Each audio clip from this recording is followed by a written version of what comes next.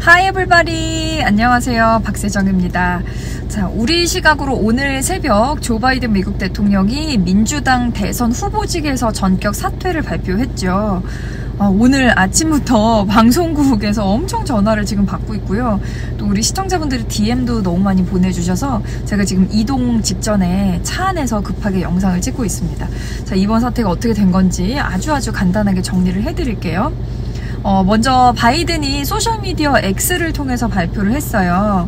나는 이번에 후보직을 사퇴하고 현직 대통령으로서의 역할에 집중을 하겠다. 그러면서 2020년 대선에서 내가 가장 잘한 일이 카말라 해리스 부통령을 지명한 건데, 그래서 이번 민주당 대선 후보로 해리스 부통령을 적극 지지한다. 이렇게 올렸습니다. 자, 그런데 여기서 이제 많은 분들이 놀라셨을 거예요. 물론 분위기가 계속 바이든에게 불리하게 돌아가긴 했지만 이틀 전까지만 해도 바이든이 나 끝까지 싸워서 트럼프랑 이길 거다 이렇게 얘기를 했단 말이에요. 그런데 왜 갑자기 사퇴를 했을까? 그 이유를 크게 저는 세 가지로 정리를 할 수 있을 것 같습니다. 첫 번째, 나이 문제. 피할 수가 없죠. 82세, 42년생이거든요. 그런데 또 사실 여기서 뭐 나이 문제가 바이든한테만 있었던 게 아니에요. 작년에 트럼프가 나도 대선에 내년에 나가겠다 이렇게 발표한 이후부터 여러 외신에서 미국 대통령 후보 둘 다 너무 나이가 많다 이런 기사들 엄청 쏟아냈거든요.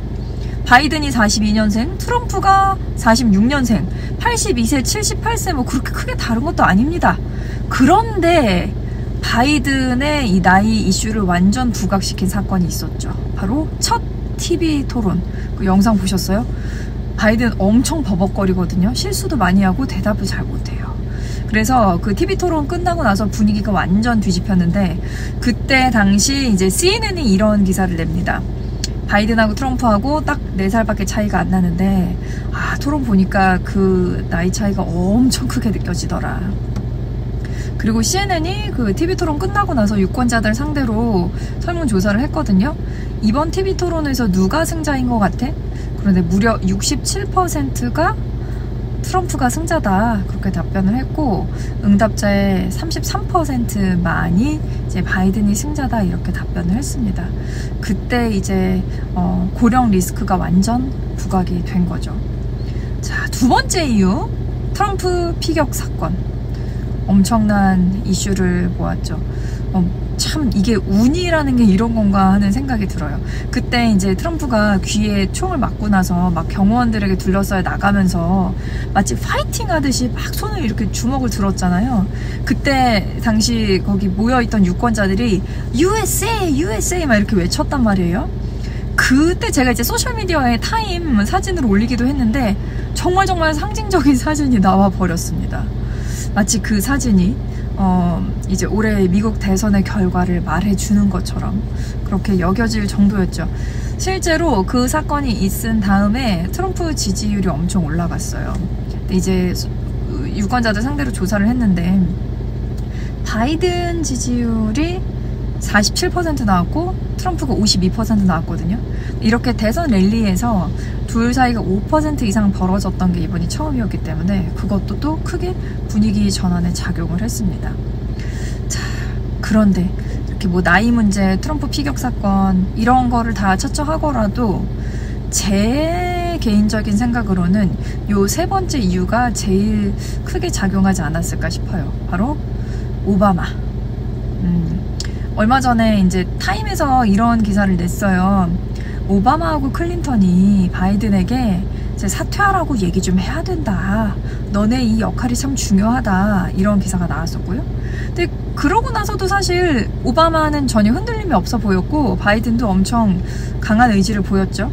그런데 그 다음에 이제 CNN에서 이런 기사가 나와요. 펠로시하고 오바마하고 둘이 프라이빗하게 개인적으로 좀 얘기를 했다더라. 어떤 얘기를 했냐면 바이든 이번에 좀 안 될 것 같아. 바이든 사퇴해야 되지 않아? 이런 대화를 했다는 기사가 떴습니다. 그때부터 조금 싱숭생숭하면서 민주당 분위기가 다 그렇게 흘러갔어요. 그래서 민주당원들이 내부에서 많이 계속 적극적으로 바이든에게 사퇴해라 이런 얘기를 했습니다. 자, 그런데 또 거기에서 이제 완전 폭탄이 될 만한 기사가 나왔어요. 워싱턴 포스트에서 오바마가 바이든이 이번 대선에서 승리할 수 있는 가능성이 아주 크게 줄어들었다고 민주당원에게 얘기를 했다더라. 요게 기사가 나오면서 분위기가 완전히 바뀌었죠. 바이든 입장에서는 아마 오바마 너마저 펠로시 너까지 뭐 이런 생각이 들었을 거예요. 아마 감정적으로 막 배신감을 느꼈다거나 뭐 섭섭했다거나 뭐 이런 게 컸을 것 같진 않고요. 그냥 오바마까지 이렇게 하는 거 보니까 진짜 안 될 것 같은가 보다. 그러면서 아마 냉정하게 현실을 돌아봤겠죠. 그러면서 내가 이제 현직 대통령으로서 임기를 어떻게 마무리하고 여기에서 어떻게 물러나면 아름답게 인사를 할 수 있을까. 아마 그런 현실적인 생각을 이성적으로 하지 않았을까. 저는 개인적으로 그런 상상을 해봅니다. 자, 그렇다면 이제 바이든이 나는 해리스를 민주당 대선 후보로 적극적으로 지지한다 이렇게 나섰거든요. 그 이유가 뭘까? 왜 해리스일까? 요거를 좀 생각을 해봤어요. 첫 번째 이유는 당연히 해리스가 현재 가장 설득력이 있는 인물입니다. 현실적으로. 부통령이기 때문에. 그리고 바이든과 2020년에 이제 러닝메이트로서 성공했던 그 경험이 있잖아요. 그리고 뭐 국민들에게도 민주당원에게도 가장 설득력 있는 후보죠. 그러니까 당연히 해리스를 밀었을 거고, 그리고 냉정하게 보면 지금 민주당에서 해리스 말고 나올 적당한 인물이 확 떠오르진 않습니다. 물론 몇 명이 있지만 그만큼 설득력이 있다고 보긴 어려워요. 그리고 뭐 두 번째 이유를 생각을 해보면 저는 현실적으로 선거 자금도 문제가 좀 될 수 있지 않을까 하는 생각을 했거든요. 이제 해리스하고 바이든하고 러닝메이트로서 같이 선거 자금을 받았는데 바이든이 여기서 빠지죠. 그런데 전혀 새로운 인물이 이렇게 노미네이트 될 경우에는 사실 지금 모여있는 이 선거 자금을 그냥 쓰기는 힘들 겁니다. 아마 뭐 100% 전혀 못 쓰고 이러진 않겠죠. 그런데 다른 후보에게 그 자금이 들어가게 하려면 엄청 복잡한 절차가 있을 거고요. 그 절차를 밟고 나서도 100% 가져다 쓰기는 어려울 거예요. 그래서 아주 현실적으로 생각했을 때 지금 미국 대선이 107일인가 그렇게 남았거든요. 그러니까 요 정도밖에 안 남은 상황에서 해리스 말고 다른 후보를 내미는 거는 조금 위험하다고 생각을 했을 겁니다. 자, 그렇다면 해리스가 민주당 대선 후보가 될까요? 될 거라고 생각해요. 저는 개인적으로. 그런데 100% 장담하기는 또 어렵습니다. 다음 달 19일에 민주당 전당대회가 있잖아요. 물론 바이든이 그동안 나 대선 나갈 거야 했기 때문에 다 비공식적으로 알고 있는 사실이지만 전당대회에서 공식적으로 딱 그 후보가 되는 절차가 남아 있었던 거거든요. 그런데 지금 얼마 한 달밖에 안 남은 상황에서 사퇴를 해버렸기 때문에 지금 해리스를 민주당이 분열되지 않고 확확 밀어줄 것이냐, 그게 장담할 수는 없습니다. 또 어떤 일이 벌어질지 모르고 이 한 당에서 대선 후보가 만들어지는 게 쉽고 심플한 과정은 아닙니다. 굉장히 복잡하기 때문에 과연 어떻게 될지 그것도 지켜봐야 하긴 합니다. 그런데 지금 상황에서는 민주당에서도 지금 분열돼서 표가 갈리는 것보다는 해리스에게 몰아주는 게 훨씬 유리할 테니까 아마 그렇게 결정이 나지 않을까 예상을 하긴 해요. 자, 그럼 마지막으로 만약에 해리스가 민주당의 대선 후보가 됐을 경우 트럼프와 대적해서 이길 수 있을까? 그걸 한번 생각을 해볼게요. 물론 미국 대선은요, 특히나 그 승패를 예상하기가 쉽지가 않아요. 우리처럼 득표를 많이 쓸 경우 대통령이 되는 게 아니거든요. 실제로 얻은 표는 적은데 대통령이 당선된 경우도 많습니다. 이 미국 대선 시스템에 대해서는 제가 이제 조만간 아주 자세하고 구체적이고 쉽게 설명을 해서 올려드릴 텐데요. 아무튼 미국 대선의 그 특성상 예상하기는 쉽지는 않아요. 그리고 해리스가 가진 유리한 점이 분명히 있거든요. 자, 트럼프가 46년생이죠. 78세. 해리스가 64년생이에요. 거의 20살 차이가 나기 때문에 젊어요. 젊다는 게 아주 지금 유리한 입장이고요. 그리고 이제 해리스는 미국 최초의 흑인계 아시아계 부통령이었단 말이죠. 그러니까 만약에 이번에 후보가 되면은 유색인종인 또 대통령 후보가 되는 거고요. 그리고 여성입니다. 다 지금 어느 정도 이쪽 소수, 이쪽 소수, 저쪽 소수를 대변하는 인물이 될 수 있는 거죠. 트럼프가 완전 백인 우월주의에다가 조금 속된 말로 하면은 막 국민들 갈라치기를 아주 과감하게 하는 사람이잖아요. 그런 상황에서 트럼프에 대한 막 반감을 갖고 있는 사람이 해리스의 그 호감을 가질 가능성도 크다는 거죠. 그리고 해리스 별명이 여자 오바마예요. 그렇기 때문에 분명히 경쟁력이 있습니다. 그런데 그럼에도 불구하고 냉정하게 봤을 때 과연 해리스가 트럼프에 대적할 만한 경쟁력이 있을까요? 대통령이 될 정도로?